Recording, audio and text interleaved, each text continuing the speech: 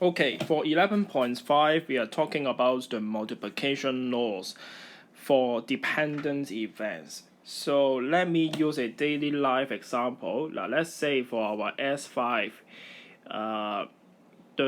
if I pick up randomly choose one S5 students, having taken an M1, the probability here is that. So totally we have around 110 S5 students, and totally there are 13 students taking M1 for both X2 and after school. So roughly the chances of randomly picking up a student taking M1 is around 11.8%. Now what happens if I set up a scenario is that I want to pick up a M1 students given that, or if it is a S5 student, S5D students. Okay, so if I select a S5D students, the probability that it is a M1 students, now then it will become the sample space has been trimmed down. Because of the fact that sample space PACE, because we are now trimming down the sample space from a whole S5 to only 5D. So the sample space right here will become not 110, it's become 32. And I think you know that we have 2 M1 students in our class. So you can see that the probability here will become around 6.3%. So here we have one conclusion is that the probability that for choosing a M1 students actually depends on what classes we have chosen. So here we have chosen the S5D, so the probability of M1 will be changed from 10.8% to become 6.3%, meaning that actually S5D students in ratio taking M1 students is less than the other 4 classes. So you can see that the probability will depend on what classes you have chosen. Now here we introduce another set notations for if. So normally we will not write down if. We will write down something like this. If we want to find out the M1 probability given that, or if it is a S5D students, we use this strict vertical line to represent if. Okay, so if we want to find out the M1 probability of choosing an M1 student given that, let me write down the given that in English. Given that meaning if.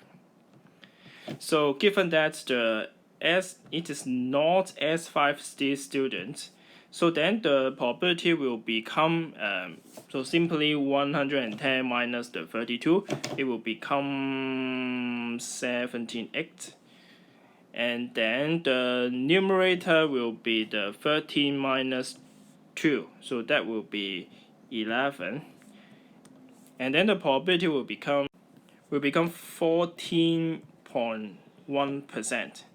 So you can see that again, if we choose another classes, so then the probability will change from 11.8% to become 14.1%. Again, talking about the M1, this kind of event, is actually depending on what classes we have chosen. Then the probability of selecting the students with the M1 will be changed. So by the example of choosing an M1 student, we can find that for two events. If two events are dependent, let's say the event B, given that A will happen, the probability will be different from if A does not happen. So that is the meaning of dependent event. Now, if for 11.4, we're talking about independent situation, then the probability of B, given that A will happen, will be exactly the same as the A does not happen. Okay, I have illustrated example. The probability of getting success is independent of what kinds of gender you have. So the probability of getting a success, given that you are male, is exactly the same as the probability of success given that you are female. So that's the meaning of independent. Now also by the example of M1, we have illustrated a concept. When we are talking about a dependent event probability, normally the sample space will be trimmed down, restricting the sample space.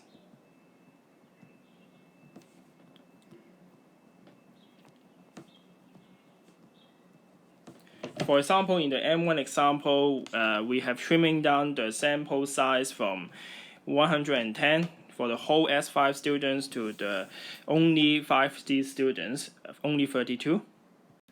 And also for the independent event in 11.4, we have say that there is a equations.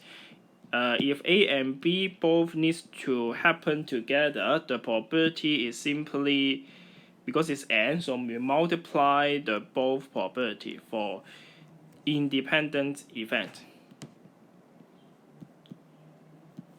Okay, but for the dependent event, the situations, the notation will be a little bit different, because of the fact that PB is not equal to PB given that A, because the probability of B to be happen depends on whether A has happened or not. So PB is not equal to PB if A.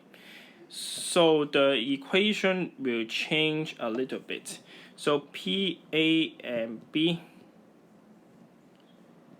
is equal to PA, and then multiply because of the fact that PA has happened. So then given that A happened, the probability of B will be this symbol. Instead of only PB is PB if A. Okay, and by changing subject, we have a very famous formula.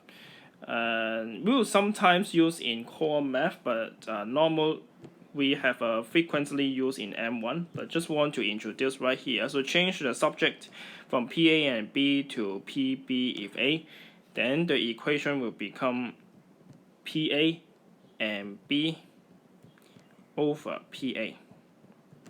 Okay, that's in other equations, some oftenly used, at least in the textbook. So now, after the theory, we go to some quick practice to familiar with the equation and the concepts of dependence events for multiplication law. Here, I just want to pinpoint two important concepts for dependent events. First is using the M1 example. We discuss if I chosen from 5D, so the probability of M1 will be around 6.3%. Now, what happens if I change the order? Given that it is a M1 student,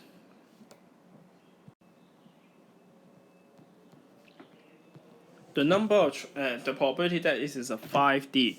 Now, as we know that we have a 13 M1 students as discussed before, and we find that there are totally 2 5D students taking M1. So there the percentage will become 15.4. Obviously, you can see that this is not equal to M1 given that it is a 5D. So to conclude, if B happen, the probability of A is not equal to if A happen, the probability of B is totally not equal for dependent events. So for another pinpoint is that for dependent variable, normally we are talking about without replacement mechanism. So you'll notice that by quick practice examples. On the other hand, normally when we are talking about with replacement process, then normally this kind of process is related to the concepts of independent events.